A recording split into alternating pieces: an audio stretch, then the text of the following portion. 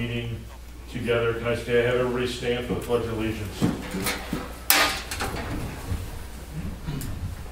I pledge allegiance to the flag of the United States of America and to the republic for which it stands, one nation, under God, indivisible, with liberty and justice for all.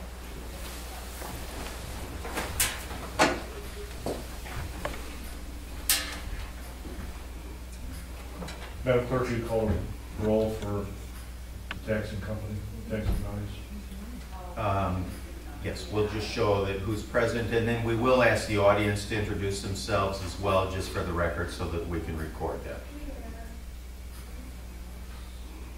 Attorney Kraszewski. Here. Clerk Here. Togo. Administrator Waller. Trustee Stockton. I'm Molly Gorman. I've been on the board of review. I don't exactly know what my position is, or if I had a position, but years ago I did ask to be on the board of review. Because of timing, I have not been to a meeting, but I'm here today. Right. We'll get through the roll call first, so that you can document everyone here, and I'll give a brief description. Trustee Stockton. So everybody. Oh, did you want to have Yeah, could we have you introduce yourselves? Yeah. Dave Deutsch, Monee Township Highway. Right. I did make it. Okay, Dave, great. Liz Clymer. Okay, Liz. Liz, how do you spell your last name? CLYMER.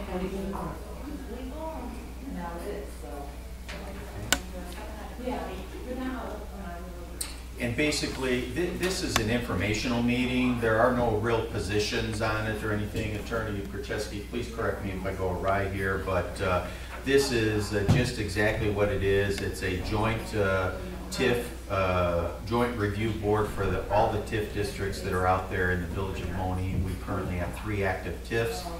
All the taxing bodies have been noticed and invited to the meeting. That's mandated, and those people who have requested to be on the public information list, such as yourself, Ms. Gorman, were sent invites as well. And for the general public, we have asked in those invites, one of the last lines was to, if you want to continue to be on the Joint Review Board public list, that you re-register with the village in writing. So we ask that you send us a letter that, you know, please keep my name and me on the notification list for the Joint Review Board, for future Joint Review Boards, something like that. That's really all that you have to do. And that helps us keep track and updated the mailing list on who we should mail to. That's all. Yes, sir. I'm sorry. You came in late. We introduced ourselves. Could we have you introduce yourself? I'm her husband. Tom Clymer. Tom. Okay. Thank you very much. We don't have any minutes or one didn't from the last time. TIFF reports. You just want me to run a quick review? Or? Yeah, that's fine. We'll start with TIFF number 2. Okay.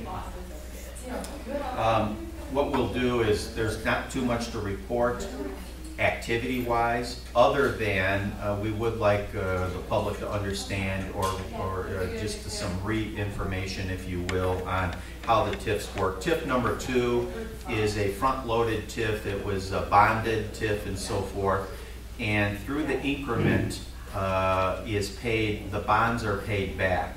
And we have a third-party administrator that handles those bonds. It is Amalgamated Bank, so all payments are made through Amalgamated Bank. All TIFF increment distributions go to Amalgamated Bank, and they handle paying back the bonds that provided the infrastructure for that TIFF. So all of those have been paid accordingly and on time, and we have met all the requirements of any audits, and that really wraps up a report for TIFF 2. We don't have too much to do with TIFF 2 when it comes to any payments because of the third-party administrator there. So but we are an oversight. We, being the village, are an oversight to that. So are there any questions regarding that? Okay, moving on to TIFF number 3. That is a TIFF district that was not front-loaded with bonds.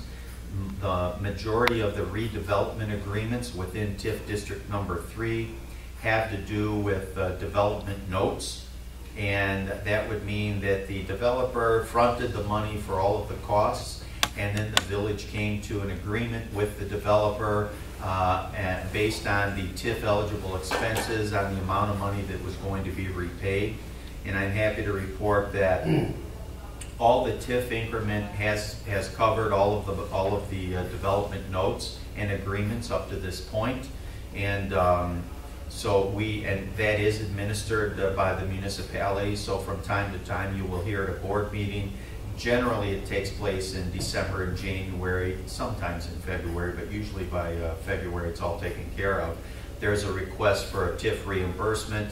That's when we take a look at that. We understand how much the TIF brought in, how much according to the redevelopment agreement they are due for their reimbursement, and then the village actually cuts a check out of that TIF district fund in order to pay for that reimbursement and live up to the redevelopment agreement. Within TIF 3, we do not have any, during this period year, which is fiscal year 2012, so that ended April 30th of 2012, we do not have any new redevelopment agreements to report, during this meeting at all. So all the TIF payments have been made accordingly and properly, and we're up to snuff there. Any questions regarding that TIF? TIF number 4 is a smaller TIF district in area, and currently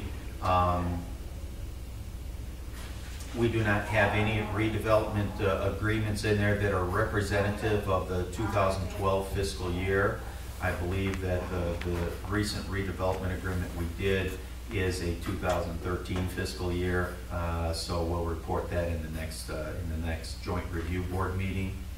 But again, what has taken place during the 2012 fiscal year is that the village did use TIF dollars to purchase 2 parcels of property, assemble property, into a total 5-acre plot or parcel, if you will, and that is in an attempt to assemble that property so that we have for future development. Actually, we do not have one at this point, but there was what started this was a small parcel of property that was up for auction, and rather than someone from the outside come in and maybe purchase that property in hopes of making some money on it over the years, we thought as a municipality it was a good location, and therefore we went to the sheriff's sale, made that purchase on behalf of the village, and then we were able to negotiate an additional 3+ acres that would brought the entire parcel at the southeast corner of Egyptian Trail and Monee Manhattan Road to 5-acre parcel. And so those parcels were purchased using TIF dollars, but those parcels are within the TIF district, and those parcels, the purchase of land is a proper use of tax increment financing monies. And really that concludes the report for the TIF 4 as well. And Mr. Chairman, if I might, just in closing my report, excuse me, it's an opportunity. Hopefully you understand how the TIF district works. Each of them works. Some of them are set up a little bit differently. Monee has like the difference between TIF 2 and TIF 3. But for the most part, it's the use of the increment that is generated to help redevelop the area that is defined in the TIF district. And the increment is generated off of property taxes. And this leads up to my point, is that what most people don't understand is that your equalized assessed valuation for the village, has a tendency to fluctuate a little bit. And I will tell you this, that for last year, the EAV for Monee dropped over $9 million. And that drops because large tax-paying bodies generally protest their taxes, and as we all know, the difference between existing, businesses, homes, real property, let's say in 2007 versus 2011, there's a dramatic change there, and that's called a market effect.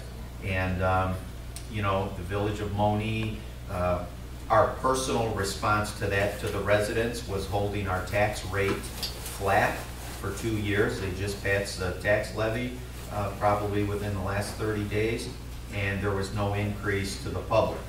There's a reason they did that. It's not because we couldn't use that money. It's just because we're still not out of the woods on the tough times yet. So the village realizes that and chose to pass a flat tax rate increase along to the constituents, the taxpayers of Monee. So with that, Mr. Chairman, I'll conclude my report unless there's questions. All right, at this time, we're going to open to the public. If anybody has any questions.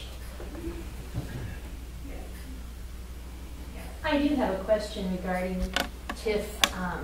I understand between TIFF 3 and 4, are there ever excess, so you were able to make that purchase because of excess funds from the difference, from the increment amount? And where is that amount? Where is that money recorded? Is it in your budget or is it a line item? Yes, it's in our budget as a fund. A fund? Yes, ma'am. And yes, when the TIF district was formed, they took the tax level at that point in dollars, and then any increase above that for that district went into the TIF district fund, which would be TIF number 4 fund.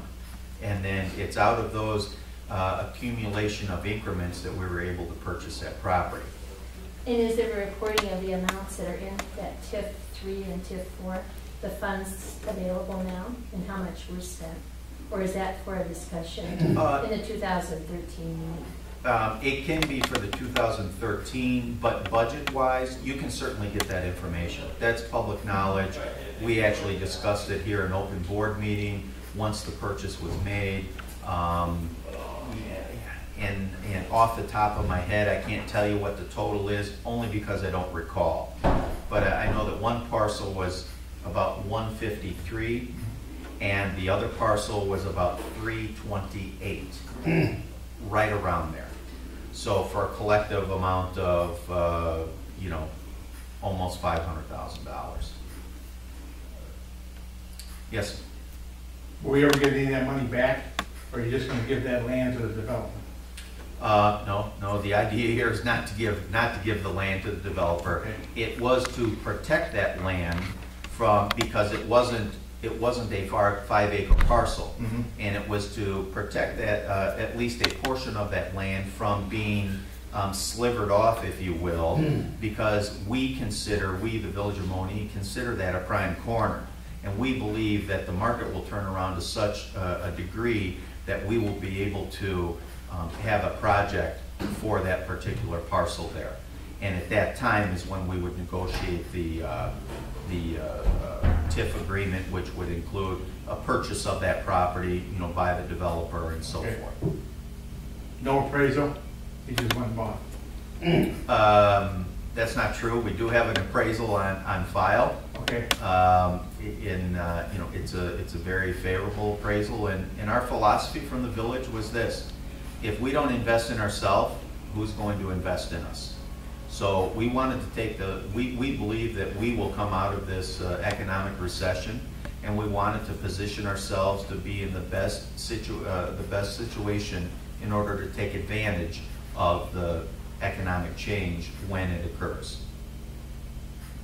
And that's our sole purpose for putting a 5-acre parcel together at that location. We weren't out seeking that. It just so happened we got notice that a smaller parcel, the old Colonel Chuck's, if you will, that was up for a sheriff's sale. We just didn't want an outsider coming in and controlling our future destiny, that's all. Are you planning any other future districts? We have no plans at this point for any other future TIF districts. That's not to say that something couldn't come up in the future, but right now there's not been a request, there's no action, there's nothing on the books at all, or even on our radar that would indicate we're looking for another TIF at this point. There's still land within the existing TIFs and redevelopment within the existing TIFs that need to take place. One other question, is TIF 1, wasn't there we started at 2, 3, and 4, was there 1? Yes, Did that TIF 1 has been terminated. terminated? Yes, it has. So all the settlements have been done. Actually, I think I might have And were there excess funds there or not? yeah, no. There were not. That is, when you terminate the TIF, you just can't keep those excess funds if there are any. And those then would have to be dispersed back to the county for proper equal disbursement to the taxing districts. That was terminated in October of 2004. Okay, and I believe from my, I wasn't here then, but from what I've been told, that was kind of a small TIF district, and that's why it was terminated. It just wasn't gathering any momentum at that point. Okay. Any other questions? Okay, if there's no other questions, then we will call the meeting at 3:45 for adjournment. Very good. Well, thanks very much for coming out. I like to share that information, and if you have any questions, if we don't have the answer, we'll try and find it for you. So, thanks again.